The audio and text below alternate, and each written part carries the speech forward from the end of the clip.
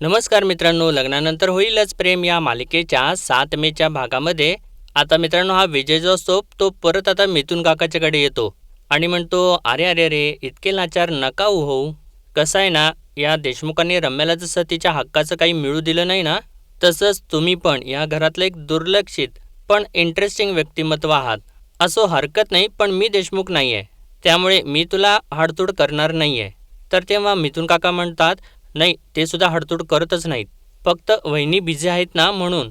तर तेव्हा विजय म्हणतो, नाही नाही इतकं बिझी कोणीही नसतो, आपल्या माणसाची नड कळू नये, आणि असं म्हणत असतो आणि लगेचच आपल्या खिशामधून एक पाकिट काढतो आणि देतो आणि म्हणतो, नाही कॅश ही दिलीच असती पण ती सुद्धा भरायला तुम्हाला बाहेर जावंच लागेल ना, सो हा चेक घ्या, बँकेत जा आणि ताबडतोब स्वतःच्या अकाउंटला क्रेडिट करा. तर तेव्हा मिथुन काका म्हणतो, नाही नाही राहू द्यात, मी माझं बघतो आणि तुमच्याकडून कसे काय पैसे घेणार. तर तेव्हा विजय म्हणतो, झालं का, केलं का पर्क. तर तेव्हा मिथुन काका नाही असंच म्हणत असतो. तर तेव्हा विजय म्हणतो, तुम्हाला तुमच्या श्रेयाची शपथ, आणि ते पाकिट आता मिथुन काकाच्या हातातच ठेवतो. तर तेव्हा मिथुन काका आता ते पाकिट स्वीकारतो आणि म्हणतो, थँक्यू, आणि मी आले की लगेचच तुम्हाला परत करेन, आणि असं म्हणून आता मिथुन काका तिथून निघून जातो. तर इकडे आता मित्रांनो नंदिनी येते आणि जीवाला म्हणते, अहो जीवा उठा, काय लोळत पडलाय, ऑफिसला जायचं नाही का, चला उठा बरं. आणि तेव्हा मित्रांनो जीवा तर उठतो आणि नंदिनीला घेऊन डान्सच करू लागतो आणि गाणं मग म्हणत वगैरे तिला घेऊन डान्स करत असतो. तर तेव्हा नंदिनी तर जीवाला धक्काच मारते, म्हणते, काय चाललंय तुमचं, काय मौसम बेईमान आहे, काही बेईमान वगैरे काही नाही आहे, चांगलं कडक ऊन वगैरे पडले बाहेर. अहो जीवा पावसाळ्यात गायचं गाणं आहे हे, चला चला उठा बरं, तुम्ही कामावरती जा. तर जेव्हा म्हणतो, अगं यार राहू दे ना, मी टाकतो ना सुट्टी मस्तपैकी. ए बघ पार्थ दादा आज घरी आहे की नाही, तो त्याच्या बायकोसाठी काव्यासाठी घरी थांबलाय की नाही. तर नंदिनी म्हणते, अहो गप्प बसा ना जरा, मला बोलू तरी देत. आणि म्हणते, बघा डॉक्टरांनी सांगितलंय की काव्याची प्रेग्नन्सी जरा नाजूक आहे, म्हणून पार्थ थांबले असतील घरी. मला काय झालं, मी चांगली हट्टी तर आहे.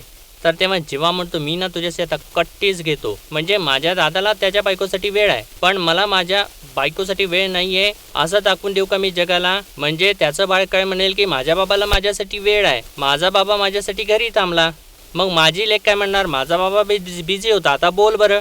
तर नंदिनी ओरडतेच, म्हणते, गप्प बसा जरा, आज तुम्ही ऑफिसला जाणार आहात एवढंच मला माहिती आहे, चला उठा बरं.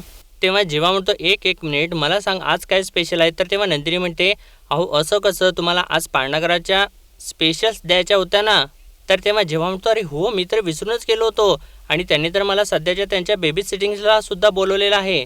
तिथे मला अशी छोटी छोटीशी बिट्टीशी मुलं, जस्ट रांगा लागलेली कुरळ्या केसांची, किंवा तीच धावायला लागलेली, किंवा ज्यांना भरवावं लागतं अशी, किंवा स्वतःच्या हाताने जस्ट खायला शिकलेली, किंवा खायचं स्वतःच्या टी शर्टलाच भरवणारी मुलं मला भेटतील. Yes yes. तर तेव्हा नंदिनी म्हणते, बघितलं का आसपास इतकी बाळं असणार आहे, त्या कल्पनेने सुद्धा एवढा उत्साह आलाय तुम्हाला, आणि प्रत्यक्षात तिथे गेल्यावर किती भारी वाटेल ना तुम्हाला. तर तेव्हा जेव्हा म्हणतो, भारी अगं कमाल वाटेल मला, तुला सांगतो ना, मी आधी लाईफमध्ये इतकी मजा केली आहे, म्हणजे माझ्या मित्रांची लग्न झाली, मग त्यांचे एकाचे 2 झाले, मग त्यांना बाळं झाली, मग 2चे 4 झाले, तेव्हा ना मी हसायचो त्यांना, अरे काय रे म्हणून. आणि आता मला असं झालं की कधी एकदा असं छोटंसं बाळ माझ्या हातात येते आणि मग मी त्याला 100 पप्पी देतो त्याला. तेव्हा नंदिनी म्हणते, बास खूप झालं स्वप्नरंजन, वेळ आहे या गोष्टीला, तुम्ही चला उठा बरं, ऑफिसला जायचंय चला, असं म्हणून त्याला उठवते आणि ढकलत बाहेरच काढते. तर तेव्हा जेव्हा परत येतो आणि मागून नंदिनीला मिठी मारतो आणि परत निघून जातो. तर इकडे मात्र मित्रांनो आता वसू जी असते ती विजयसमोर टाळ्या वाजवत असते आणि म्हणते, वा वा जावई बापू, मानलं तुम्हाला, पण खरं सांगू का, मिथुनची विकेट ना अनएक्सपेक्टेड होती आहे मला. तेव्हा विजय म्हणतो, ते म्हणतात ना गरजवंताला अक्कल नसते, ते 100% बरोबर आहे, आणि मिथुन म्हणजे तर बुजगावणच आहे ना देशमुखांच्या शेतातलं, त्याला कोण घाबरते. असो आता ना मानिन मामी गेला, आता मिथुन गेला, आणि आता जीवा पण जाईल. तर तेव्हा वसू म्हणते, हो तो पण जाईल, पण पार्थचं काय, तो घराच्या बाहेर जायला पाहिजे ना. पार्थ जर का गेला नाही ना तर अडचण येऊ शकते हां. आणि त्यातून मी असं ऐकलं की काल पार्थला बोलताना की तो काव्याच्या सोबत राहील म्हणून, कदाचित ना तो वर्क फ्रॉम होमसुद्धा करेल. जावई बापू, पार्थला घराच्या बाहेर जायला लावायलाच पाहिजे. तो जर का घरात थांबला ना तर काव्याचं काम आपल्याला तमाम करता येणार नाही, पण तो जर का घराबाहेर गेला तर मग कोणाचाच अडथळा नसेल. तर तेव्हा विजय म्हणतो, होईल होईल होईल होईल, त्याचाही जुगाड होईल, आणि बरोबर बोलताय तुम्ही. आणि म्हणतो, पार्थ या घरात राहून चालणार नाही, असं तो मोबाईल समोर काहीतरी बोलत असतो. आणि इकडे आता पार्थ काव्याला म्हणत असतो, काव्य तुमची आंघोळ झाली ना की तुम्हाला छान असा फूट मसाज करून देतो. मग दुपारी मस्त जेवण करूयात, AC लावून एकाच ब्लँकेटमध्ये मस्तपैकी झोप काढूयात, नंतर उठल्यानंतर कॉफी पण पिऊयात, असं तो म्हणत असतो. तर तेव्हा काव्य तिकडून म्हणते, वाव देशमुख लव यू. आणि इतक्यातच आता पार्थचा फोन वाजतो आणि इकडून आता दिव्या बोलत असते आणि ती म्हणते, सर ते क्लायंट गणपुले आज येणार आहेत ना ऑफिसमध्ये. तर तेव्हा पार्थ म्हणतो, हो आय नो, मीच काल तुझ्यासमोर वेळ दिली ना त्यांना. तर तेव्हा दिव्या म्हणते, सर मग जुन्या क्लायंटसमोर तुम्ही नवीन माणसाला का बसवताय. तर पार्थ म्हणतो, म्हणजे. तर तेव्हा दिव्या म्हणते, सर अहो जेमतेम दुसराच दिवस आहे हो माझा आणि त्यांना तुमची सवय आहे ना. सर तुम्ही का नाही आलात ऑफिसला.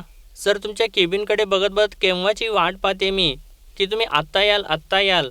पण आत्ता मला रोहित म्हणाले की तुम्ही ऑफिसलाच येणार नाही आहेत आज. सर ऐका ना सर प्लीज, असं नका करू ना सर. तर तेव्हा पार्थ म्हणतो, चिल चिल दिव्या, ते आपले नेहमीचे क्लायंट आहेत, तू टेन्शन घेऊ नकोस. तर तेव्हा दिव्या म्हणते, सर क्लायंट पहिलेचेच असेल पण माझं पहिलं प्रेझेंटेशन आहे ना. तर तेव्हा पार्थ म्हणतो, दिव्या मी तुझं प्रेझेंटेशन बघितलेलं आहे, अगदी परफेक्ट प्रेझेंटेशन आहे, तुला फक्त कॉन्फिडन्सने ते सादर करायचं आहे आणि ते तू करशील मला खात्री आहे. तर तेव्हा दिव्या म्हणते, सर प्लीज ऐका सर, तुम्ही या सर. सर मी खरं सांगू का, मला इतकी भीती वाटते ना, माझे हातपाय गारटतील सर त्यांना बघून. नाही मी सर तुम्हाला रिक्वेस्ट करते सर, प्लीज तुम्ही या, तुम्हाला पाहून ना मला जरा जरा धीर येईल. Sir I request you sir, please तुम्ही ऑफिसला या सर.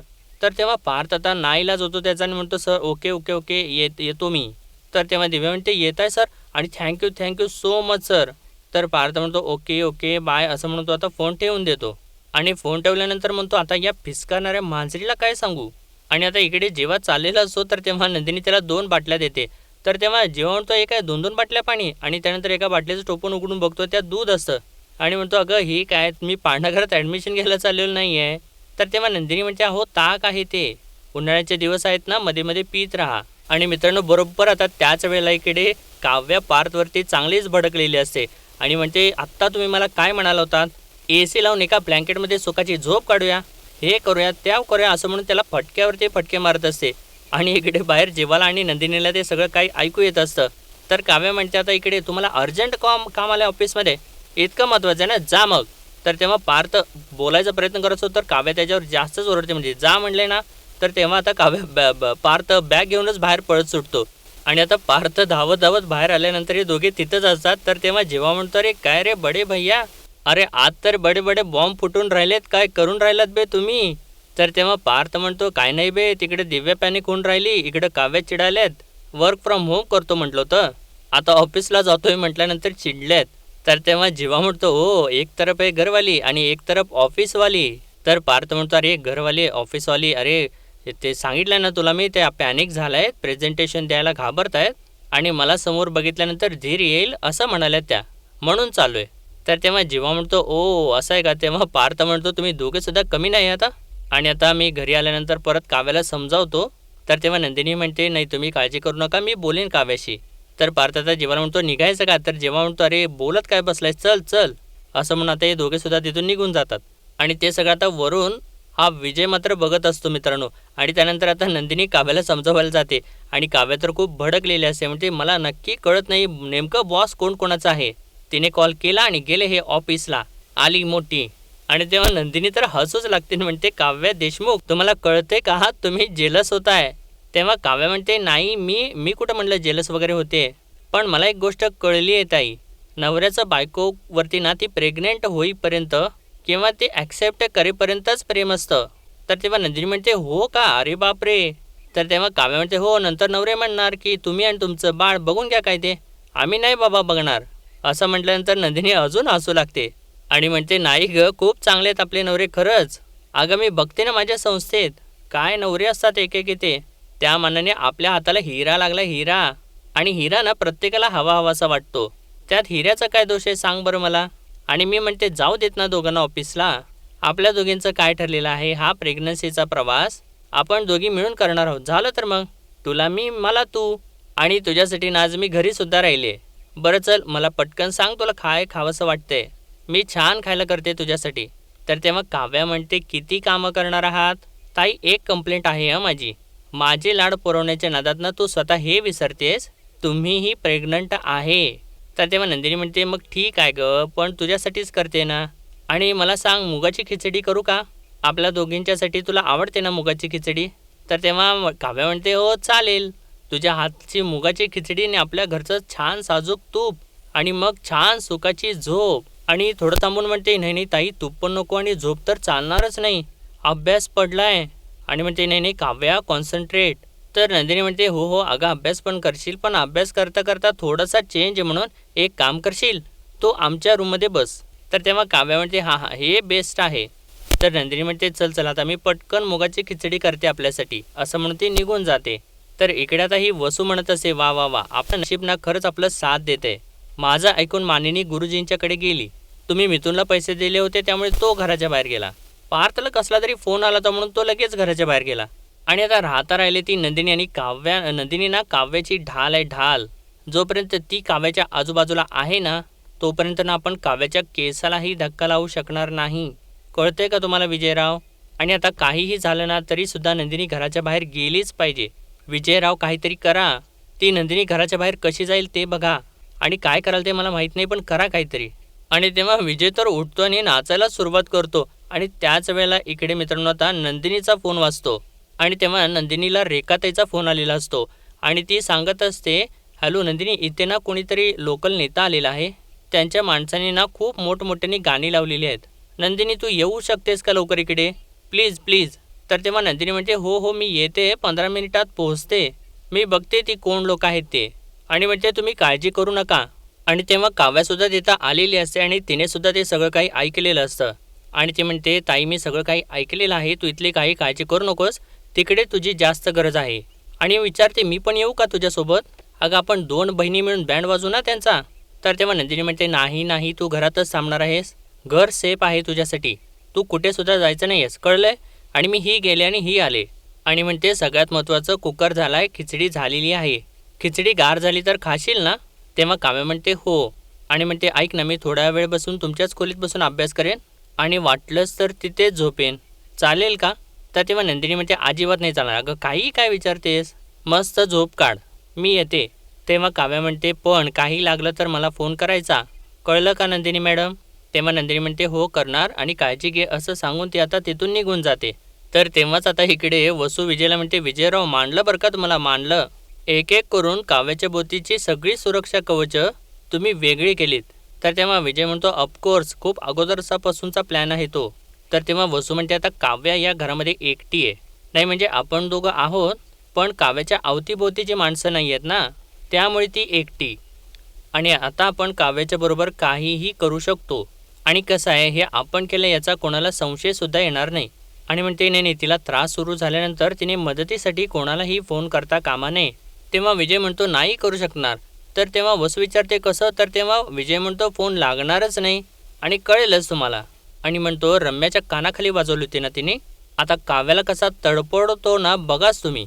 आणि इकडे तर मित्रांनो आता नंदिनीची काव्य जी असते ती नंदिनीच्या खोलीमध्ये अभ्यास करत बसलेली असते. आणि तेव्हा विजय आणि वसू जे असतात ते दोघं जाऊन लाईट घालवतात. आणि इकडे लाईट गेल्यामुळे काव्य म्हणते, अरे अचानक लाईट कसे काय गेले? आणि तिला AC बंद पडल्यामुळे थोडं उकडायला लागतं आणि ती लगेचच तिथला पेपर घेऊन ती वारा घेऊ लागते. तेव्हा वसू आणि विजय आता एका खिडकीच्या कोपऱ्यातून तिला बघत असतात. वसू म्हणते, आता लवकरच ना हिची घालमेल सुरू होईल. तेव्हा अचानकच काव्याच्या पोटात थोडंसं दुखू लागतं आणि ती म्हणते, अरे बापरे, अचानक काय होते मला? तर तेव्हा काव्या लगेचच पार्थला फोन लावायचा प्रयत्न करत असते. म्हणते, देशमुख अहो, कॉल उचला हो. तर तेव्हा विजय म्हणतो, करू देत ना, तो मी ना नेटवर्क जॅमर लावला आहे, तिचा फोन लागणारच नाही. तर तेव्हा वसू तर खुशच होते आणि म्हणते, कर कर, लागणारच नाही फोन तुझा. आणि त्यानंतर काव्य आता परत नंदिनीचा फोनसुद्धा ट्राय करते आणि तिचासुद्धा फोन लागत नाही. तर वसू म्हणते, आता ना हिचा मिजा सुधरेल. काय म्हणायची ती, मी काव्या पार्थ देशमुख, मी काव्या पार्थ देशमुख. तर तेव्हा आता काव्या म्हणते, काय झाले, मी आता बाहेर जाऊन बघते, असं म्हणून ती आपल्या पोटाला हात धरत धरत बेडवरून खाली उतरते आणि त्यानंतर थोडंसं पाणीसुद्धा पिते. तर तेव्हा वसू म्हणते, अहो विजयराव, ती बहुतेक खाली जाते, चला चला, असं म्हणून आता हे दोघेसुद्धा पायरीच्या दिशेने जातात. आणि तेव्हाच इकडे आता काव्या खोलीचा दरवाजा उघडते आणि खालच्या दिशेने जायसाठी बाहेर येते. आणि नेमकं बाहेर आल्यानंतर काव्याला कसं तरी अस्वस्थ व्हायला लागतं, तिचे डोळे मिटायला लागतात. त्यामुळे ती आपल्या हातातल्या बॉटलमधलं पाणी घेते आणि तोंडावरती मारते. आणि तरीसुद्धा तिला चक्कर येते. त्यावेळी चक्कर आल्यानंतर तिच्या हातामधली बॉटल तिच्या हातातून निसटते आणि ती जिन्यावरून ती सांडते सगळी. म्हणजे ती बॉटल पडून जाते आणि त्याच्यावरचं पाणी सगळं जिन्यावरती सांडतं. तर तेव्हा आता विजय आणि वसू ते बघतात आणि विजय म्हणतो आता ही कन्फर्म जिन्यावरून पडणार आणि घरचेही पण तर सगळं संपणार असं म्हणून आता हे दोघे सुद्धा हसू लागतात. आणि आता तशाच परिस्थितीमध्ये काव्य आता पायऱ्या उतरू लागते आणि तेवढ्यातच मित्रांनो आता इकडे बाहेर पार्थ येतो आणि तो दरवाजा वाजवू लागतो. लाईट नसल्यामुळे बेल वाजवत नाही, तो डायरेक्ट दरवाजा वाजवू लागतो आणि काव्या आणि मिथुन काका असे हाक मारू लागतो आणि म्हणतो फोन का लागत नाहीये आणि रेंजसुद्धा नाहीये. आणि त्यानंतर परत काव्या काव्या असे हाक मारतो आणि तरीसुद्धा आतून काही रिस्पॉन्स येत नाही म्हटल्यानंतर पार्थ आता आपला चष्मा काढतो आणि चक्क दरवाजाला धक्का देऊ लागतो. आणि इकडे काव्याला तर आता खूपच जास्त त्रास होत असतो आणि ती एका खांबाला पकडून तिथेच थांबलेली असते आणि हे दोघे सुद्धा लांब उभं राहून मजा बघत असतात. आणि नेमकंच मित्रांनो आता इकडे पार्थ तेव्हा अखेर धक्के मारून मारून दरवाजा उघडतो आणि जेव्हा आत येऊन बघतो आणि समोर काव्याला बघितल्यानंतर त्याला धक्काच बसतो आणि काव्या तर नेमकं त्याच वेळेला आता तोल जाऊन खाली पडणार असते. आणि आता पार्थला बघितल्यानंतर हे दोघे सुद्धा घाबरून लपतात आणि आता पार्थ आपल्या हातामधली बॅग जोराने फेकतो आणि जोराने धावत आतमध्ये येतो आणि तेव्हा आता काव्या पडणारच असते. इतक्यातच आता पार्थ समोर येऊन तिला सावरतो आणि ते बघितल्यानंतर आता या दोघांचा सुद्धा हिळमुसच होतो. तर पार्थ म्हणत असतो काव्या काय झाले तुम्हाला काव्या. आणि त्यानंतर तो काव्याला शुद्धीवरती आणायचा प्रयत्न लागतो. म्हणतो काव्या काव्या डोळे उघडा. आणि त्यानंतर काव्याला उचलून घेतो आणि खोलीमध्ये घेऊन जाऊ लागतो. तर तेव्हा आता विजय म्हणतो आता मी तो जामर आहे ना परत तो रिॲक्टिवेट करतो. तर तेव्हा वसू म्हणते कशाला. तर तेव्हा विजय म्हणतो अहो संशय येईल ना. आणि म्हणते हो बरोबर आहे आणि आपल्या घरामध्ये ना प्रत्येकजण CID आहे करा करा. तर तेव्हा विजय म्हणतो आता आपण निघायला हवं.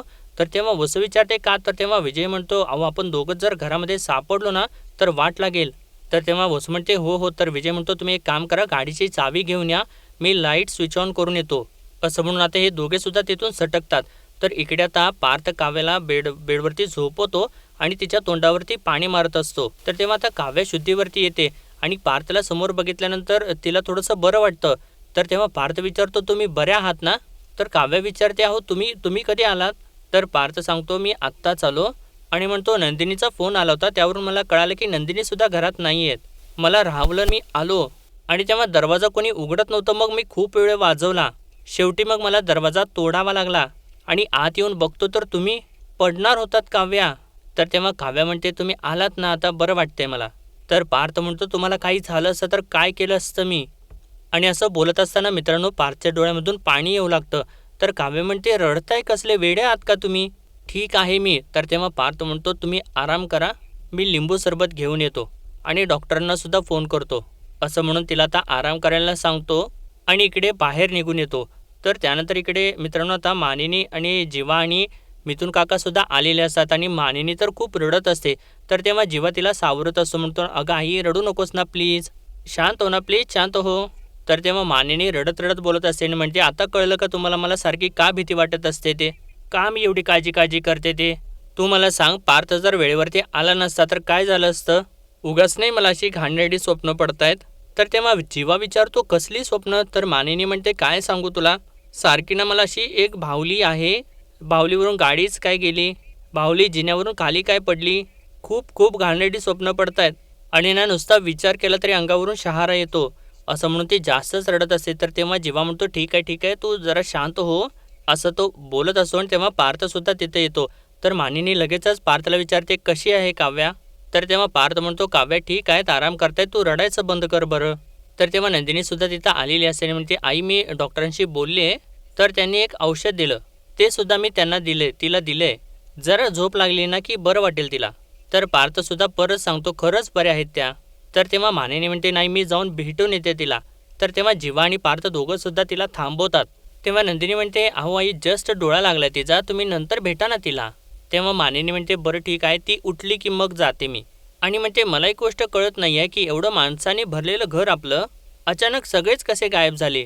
म्हणजे जेव्हा कामासाठी बाहेर जाणार होता हे माहिती होतं मला, आणि पार्थ तू घरून काम करणार होतास ना, आणि नंदिनी तुलाही मी सांगितलं होतं की तू घरी थांब म्हणून, आणि मिथुन भाऊजी तुम्ही. तर तेव्हा मिथुन काका सांगतो ते बँकेत जरा काम होतं म्हणून गेलो होतो, पण पार्थ आणि नंदिनी तर घरीच थांबणार होते.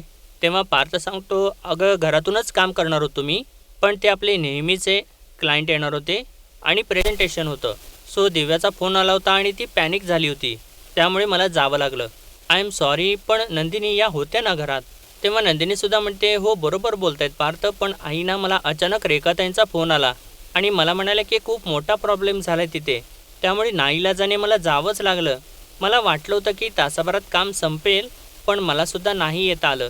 तर तेव्हा पार्थला थोडीशी शंका येते आणि म्हणतो, नाही नाही, एक मिनिट, काहीतरी चुकतंय. सगळे घरातले एकाच वेळेला कसे काय बाहेर पडले? आणि मिथुन काकाला विचारतो, मिथुन काका तुम्हाला बँकेत जायचं होतं हे आधीपासूनच ठरलं होतं? तर तेव्हा मिथुन काका सांगतो, नाही त्याचं काय झालं माहिती आहे का, असं तो सांगणारच असतो. इतक्यातच विजय आणि वसू तिथे येतात आणि विजय म्हणतो, एक मिनिट. आणि पार्थ लगेचच उठतो आणि त्याला म्हणतो, आज दुपारी तुम्ही दोघे कुठे होतात? तर तेव्हा वसू सांगते, मी पार्लरमध्ये गेले होते. तर तेव्हा विजय म्हणतो, आणि मी शॉपिंगला. आणि विचारतो का? तेव्हा जेव्हा विचारतो शॉपिंगला गेला होतास, मग काहीच विकत नाही घेतलं? तेव्हा वसू सांगते, अरे आम्ही मॉलमध्ये थोडंसं भटकलो, नंतर मग विंडो शॉपिंग केलं, बिल बघितले आणि मग घरी परत आलो. तेव्हा आता मानिनी उठते आणि विचारते, नक्की? तर तेव्हा वसू म्हणते, हो, पण तू असं का विचारतेस मला? तर तेव्हा मानिनी म्हणते, खरं खरं सांगा वसूताई. तर वसू म्हणते, अगं मी का खोटं बोलीन मानिनी? तेव्हा पार्थ म्हणतो, हो का, आणि सगळे प्रॉब्लेम्स एकाच वेळेला कसे काय आले? तर वसू विचारते, मला काय माहिती?